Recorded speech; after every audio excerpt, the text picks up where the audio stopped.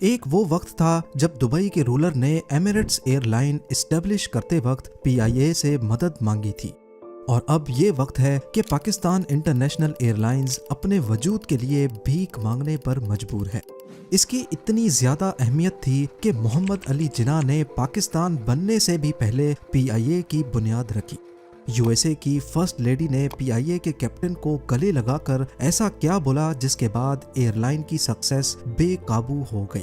دوسری international air lines بھی پی آئی اے سے اتنی امپریس تھیں کہ وہ اپنے کریو کی ٹریننگ کے لیے خاص ان کو پی آئی اے کے ٹریننگ سینٹرز میں بھیجتی تھیں۔ سچ پوچھا جائے تو پی آئی اے کی اچیومنٹس اتنی زیادہ ہیں کہ ان کو انگلیوں پہ گننا کافی مشکل ہے، لیکن اس سب کے باوجود آخر ایسا کیا ہوا جو آج پی آئی اے پچھلے 20 سالوں سے لگاتار نقصان پہ نقصان دے رہی ہے؟ نوبت یہاں تک آ گئی کہ اس کو خریدنے کے لیے صرف $3.5 کروڑ کی آفر لگی ہے، یعنی جتنے پیسے ایمریٹس ایئر لائن محض صرف 2 دنوں میں کماتی ہے۔ زیم ٹی وی کی ویڈیوز میں ایک بار پھر سے خوش آمدید۔ ناظرین، پاکستان انٹرنیشنل ایئر لائنز کی شروعات اصل میں برٹش انڈیا کے دور میں ہوئی تھی، جب پاکستان کا کوئی وجود ہی نہیں تھا۔ 23 اکتوبر 1946 کو محمد علی جناح نے کچھ بزنس مین کی مدد سے کولکتہ میں اورینٹ ایئر ویز کے نام سے ایک ایئر لائن رجسٹر کروائی۔ یہ برٹش انڈیا میں پہلی ایئر لائن تھی جس کے مالک مسلمان تھے۔ پارٹیشن کے بعد اورینٹ ایئر ویز کے آپریشنز کو پاکستان منتقل کیا گیا اور 1955 میں ایئر لائن کو نیشنل کیریئر کے طور پہ پاکستان انٹرنیشنل ایئر لائنز کا نام دے دیا گیا۔ پہلے سال ہی پی آئی اے نے انٹرنیشنل فلائٹس کا آغاز کر دیا، جس میں کراچی سے کائرو اور روم سے ہوتے ہوئے لندن تک فلائٹس جانے لگی۔ یہ لاک ہیڈ سپر کانسٹلیشن استعمال کرنے والی ایشیا کی پہلی اور جیٹ ایئر کرافٹ استعمال کرنے والی ایشیا کی دوسری ایئر لائن بن گئی۔ نہ صرف اتنا بلکہ پی آئی اے نان کمیونسٹ ایئر لائن ہونے کے باوجود چائنا تک بھی فلائی کرنے والی پہلی ایئر لائن بن گئی۔ جنگوں اور ملک کے اکنامیکل مسائل کے باوجود یہ ایئر لائن ترقی کرتی رہی اور اس کا ہر 6 منٹ کے بعد ایک جہاز دنیا کے مختلف حصوں میں کہیں نہ کہیں لینڈ یا ٹیک آف کرتا تھا۔ بہترین قیادت اور صحیح فیصلے کی وجہ سے پی آئی اے حکومت پاکستان کو پروفٹ دینے والی ایک مشین کے طور پہ کام کرنے لگی۔ کچھ ہی عرصے میں پی آئی اے کو ایک کامیاب ایئر لائن کے طور پہ پہچان بھی مل گئی، ایک شاندار slogan, great people to fly with.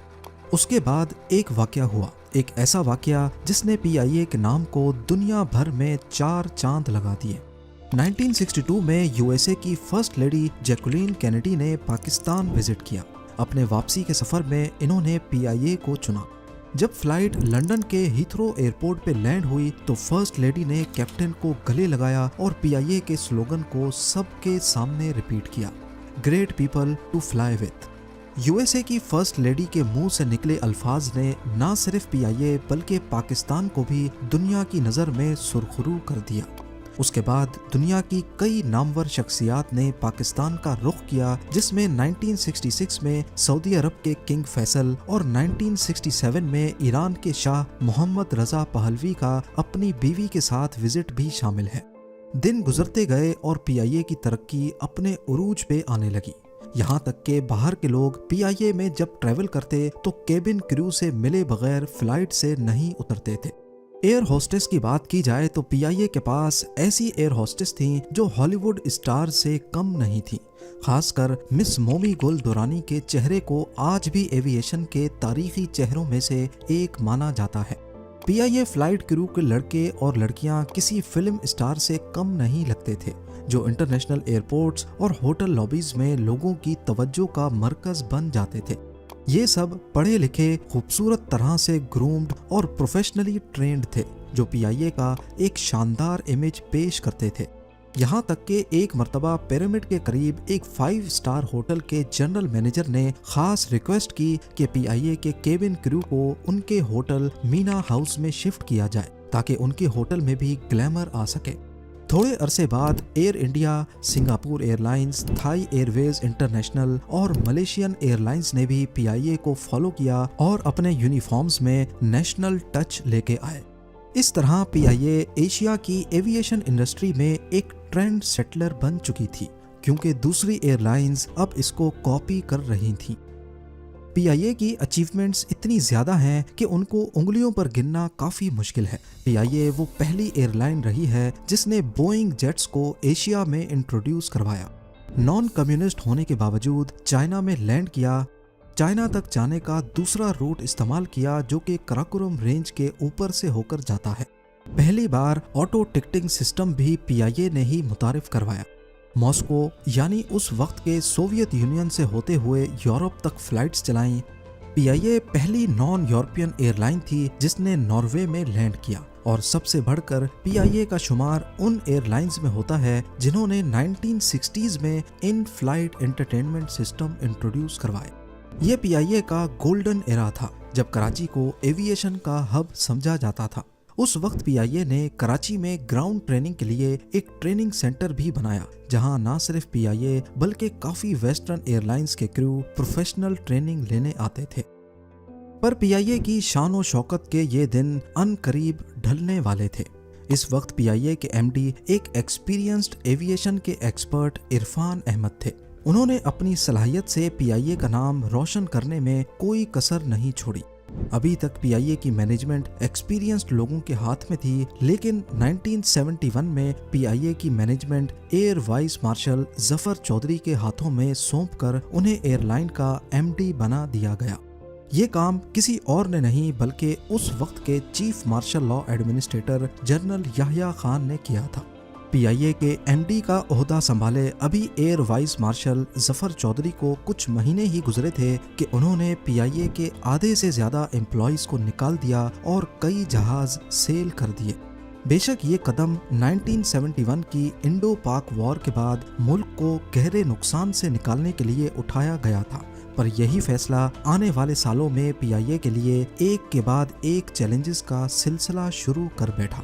وہ اسٹاف جن کو نکالا گیا تھا وہ پی آئی اے کے ہارڈ کور ورکرز تھے جن کی خون پسینے کی محنت نے ایئر لائن کو اس مقام تک پہنچایا تھا، اور جہاز سیل کرنے کا مطلب تھا کہ اب پی آئی اے ان انٹرنیشنل ڈیسٹینیشنز تک ویسے نہیں جا پائے گی جیسے پہلے 6 منٹ کے بعد ایک جہاز کہیں نہ کہیں لینڈ یا ٹیک آف کرتا تھا۔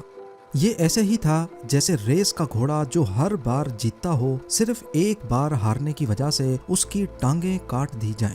اب وہ زندہ تو رہے گا لیکن ریس میں دوڑنے کے قابل نہیں بچے گا۔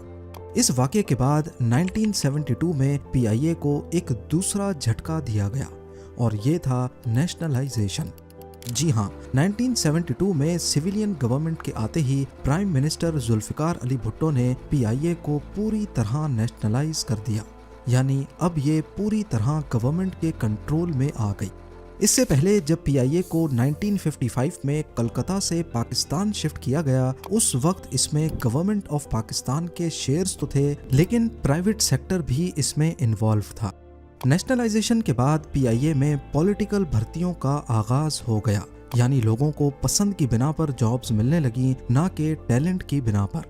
مینجمنٹ میں ایسے لوگ آ گئے جنہوں نے ایسے فیصلے لیے جو پالیٹکس کے لیے تو اچھے تھے لیکن بزنس سے ان کا دور دور تک کوئی کنیکشن نہیں تھا۔ کام کے لیے نہیں بلکہ سیاسی فائدوں کو حاصل کرنے کے لیے نئے امپلائیز ہائر کیے گئے، جس کی وجہ سے پی آئی اے پر سیلریز دینے کا برڈن مزید بڑھ گیا، جبکہ جہاز اور روٹس جن کے لیے پہلے پی آئی اے فیمس ہوا کرتی تھی ان کو بہتر کرنے کے لیے کوئی اقدام نہیں اٹھائے گئے۔ ابھی سویلین گورنمنٹ کو 5 سال ہی ہوئے تھے کہ 1977 میں ایک بار پھر سے پاکستان میں مارشل لا لگا دیا گیا۔ جنرل ضیاء الحق نے آتے ساتھ ہی ملک کا کنٹرول اپنے ہاتھ میں لے لیا اور نیشنل اداروں میں اپنی پسند کے لوگ بٹھا دیے۔ 1980 میں ایک بار پھر سے ایئر وائس مارشل ظفر چودھری کو پی آئی اے کا ایم ڈی بنایا گیا، وہی ظفر چودھری جنہوں نے 1971 میں پی آئی اے کے جہاز سیل کیے اور آدھے ورکرز کو نکال دیا تھا۔ لہٰذا اس بار بھی انہوں نے کچھ ایسے فیصلے کیے جو کافی تنقید کا نشانہ بنے، جس میں سب سے بڑا فیصلہ تھا ایمریٹس ایئر لائن کو جہاز لیز پہ دینا۔ پی آئی اے کا ڈاؤن فال تو ویسے ہی چل رہا تھا، روٹس کم ہو چکے تھے اور جہاز پرانے ہونے کی وجہ سے مینٹیننس مانگ رہے تھے۔ ظفر اقبال نے پی آئی اے کے 2 جہاز دبئی کے رولر کو لیز پہ دے دیے جو اس وقت ایمریٹس ایئر لائن کی شروعات کر رہے تھے۔ यानी क्रू समेत जहाज एक तरह से किराए पर चढ़ा दिए गए। इस फैसले में पीआईए के लिए करीब का तो फायदा था मगर दूर का नुकसान। शॉर्ट टर्म में दुबई की तरफ से कुछ पैसे तो मिल गए, लेकिन बाद में दुबई ने अपनी एयरलाइन लॉन्च करके पीआईए के तमाम रूट्स को अपने नाम कर दिया। यानी जिन रूट्स पे पीआईए कमाती थी अब वो एमिरेट्स एयरलाइन कमाने लगी।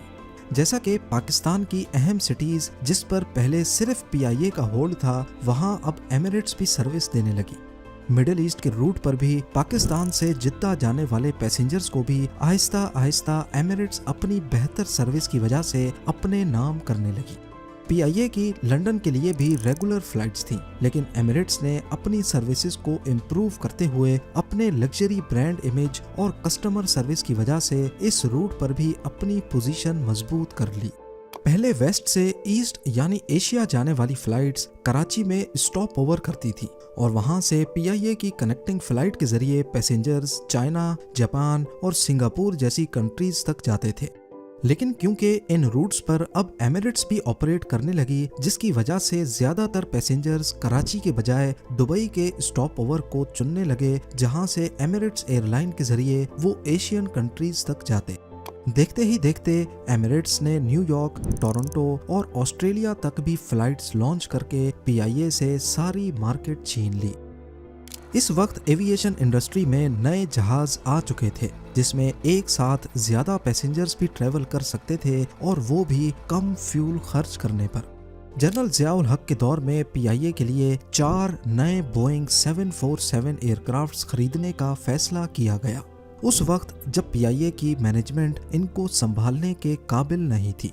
इस फैसले को कई लोगों ने तनकीद का निशाना बनाया।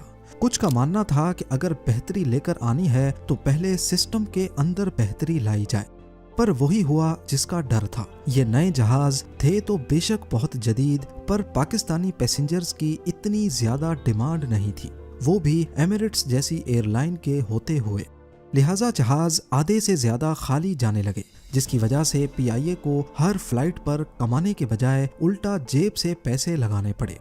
ऊपर से ये जहाज कर्जा लेकर खरीदे गए थे, जिसका सारा बोझ आखिर में एयरलाइन पर ही पड़ा। पीआईए में मौजूद नाअहल लोगों की वजह से करप्शन और मिसमैनेजमेंट के कई केसेस सामने आए। 2007 में यूरोपियन यूनियन ने सेफ्टी स्टैंडर्ड्स के इशू की वजह से पीआईए के कुछ एयरक्राफ्ट्स को यूरोप में एंटर करने से बैन कर दिया। ये एक सीरियस इशू था जो एयरलाइन की इंटरनेशनल रेपुटेशन को ठीक ठाक चोट पहुंचा रहा था। इन मसलों के चलते पीआईए, जो पहले इंटरनेशनल एयरलाइंस में एक बड़ा नाम था, अब लोगों का भरोसा इस पर से टूटने लगा और अल्टीमेटली इनको कई इंटरनेशनल डेस्टिनेशंस खत्म करनी पड़ी। वॉशिंगटन तो 1990s में ही पीआईए की लिस्ट से निकल चुका था। 2006 में ह्यूस्टन, 2012 में शिकागो, जबकि न्यूयॉर्क तक जाने वाली पीआईए की फ्लाइट को 2017 में बंद किया गया। ये वो रूट्स थे जिनसे कभी पीआईए खूब कमाती थी, पर जो लोग पीआईए को 1980 से चलाते आए हैं उन्होंने शायद कभी इसके बारे में सोचा ही नहीं। और फिर जाहिर है जो बीज बोया जाएगा फसल भी वैसी ही होगी। आने वाला हर नया साल पीआईए के नुकसान की दास्तान पेश करने लगा। 2001 से 2023 तक की बात की जाए तो इसमें से सिर्फ 3 साल ऐसे गुजरे हैं जिनमें पीआईए ने कुछ प्रॉफिट कमाया, 2002, 2003 और 2004। इसके बाद नुकसान का वो सिलसिला शुरू हुआ जो किसी के काबू में नहीं रहा। 2005 में पीआईए को हर गुजरते मिनट में 8,394 पाकिस्तानी रुपीस का नुकसान हुआ। 2013 में ये नुकसान 80,000 रुपीस पर मिनट तक बढ़ गया और 2023 में ये नुकसान हैरत अंगेज तौर पे 2,34,465 रुपीस पर मिनट। अगर मिनट नहीं सालाना नुकसान पे नजर दौड़ाई जाए तो ये फिगर इतने बड़े हो जाएंगे कि इनको पढ़ना भी मुश्किल होगा। पाकिस्तान का नेशनल कैरियर, जिसे अवाम का सुकून बनना चाहिए था, गलत फैसलों और चंद लोगों के अपने फायदे की वजह से ये अवाम पर बोझ बन गया और हुकूमत पाकिस्तान के गले की घंटी। नौबत यहाँ तक आ गई कि 2018 में गवर्नमेंट ने इसको सेल करने का फैसला किया, पर कौन ही पागल होगा जो बीमार भैंस खरीदेगा। लिहाजा उस वक्त के फाइनेंस एडवाइजर मिफ्ता इस्माइल ने एक डील इंट्रोड्यूस करवाई, by one get one free. उन्होंने अनाउंस किया कि जो भी PIA को खरीदेगा उसको पाकिस्तान स्टील मिल फ्री में दी जाएगी। लेकिन ये डील भी काम नहीं आई। PIA के ताबूत पर आखिरी कील गाड़ने का मौका शायद कोविड-19 को मिलता, जब पूरी दुनिया में एयर ट्रैवल ना होने के बराबर था। लेकिन क्या करें कि कोविड-19 के बाद भी अभी PIA को एक आखिरी झटका लगना बाकी था। मई 2020 में PIA की फ्लाइट 8303 कराची एयरपोर्ट पर लैंड करने से सिर्फ चंद सेकंड्स पहले आबादी के ऊपर क्रैश कर गई। इस हादसे में 97 पैसेंजर्स की जान चली गई और इनिशियल रिपोर्ट्स में पायलट की गलती सामने आई। ये मसला अभी चल ही रहा था कि अगले महीने पाकिस्तान के एविएशन मिनिस्टर ने भरी पार्लियामेंट में पोल खोला कि PIA के चंद पायलट्स के लाइसेंस जाली हैं और वो चीटिंग करके या सिफारिश लगवा कर आए हैं। ये वाकया हुआ तो पाकिस्तानी असेंबली में था, लेकिन इसकी आवाज़ दुनिया भर में सुनी गई। देखते ही देखते ये स्कैंडल इंटरनेशनल लेवल पे वायरल हो गया, जिससे PIA की रेपुटेशन को बड़ा नुकसान पहुंचा। इस स्कैंडल की वजह से इंटरनेशनल एविएशन अथॉरिटीज़ ने PIA पर भरोसा खो दिया और एयरलाइन पर मुख्तलिफ बैन्स लगा दिए। अब कंडीशन ये है कि ना सिर्फ PIA बल्कि पूरा पाकिस्तान ही कर्जों तले नाक तक डूबा हुआ है। IMF जो पाकिस्तान को हर साल इमदादी रकम देता है, उनकी डिमांड है कि जो इदारे पाकिस्तान से नहीं चल रहे उन्हें प्राइवेटाइज या सेल किया जाए। गवर्नमेंट ने PIA को प्राइवेटाइज करने के लिए 6 बिजनेस ग्रुप्स को क्वालिफाई किया और कम से कम बोली की शुरुआत 8,500 करोड़ रुपयों से की। लेकिन बदकिस्मती से 6 में से सिर्फ एक ग्रुप ने PIA के 60% शेयर्स खरीदने की बोली लगाई और वो थी सिर्फ और सिर्फ 1,000 करोड़, जो कि $3.5 करोड़ बनते हैं। ये पैसे सिर्फ इतने ही हैं जितना एमिरेट्स एयरलाइन ना 1 साल ना 6 महीने बल्कि महज सिर्फ 2 दिन और 13 घंटों में कमाती है। 2024 में एमिरेट्स ने अपने 1 साल का प्रॉफिट $500 करोड़ डिक्लेयर किया था। जी हाँ, वही एमिरेट्स एयरलाइन जिसको लॉन्च करने में PIA की बहुत बड़ी मेहनत शामिल थी। एक्सपर्ट्स का कहना है कि PIA पर जितना कर्जा चढ़ा हुआ है, इसको अगर फ्री में भी कोई खरीदता है तो ये भी पाकिस्तान के लिए बेहतर साबित होगा। उम्मीद है ZEM TV की ये वीडियो भी आप लोग भरपूर लाइक और शेयर करेंगे। आप लोगों के प्यार भरे कमेंट्स का बेहद शुक्रिया। मिलते हैं अगली शानदार वीडियो में।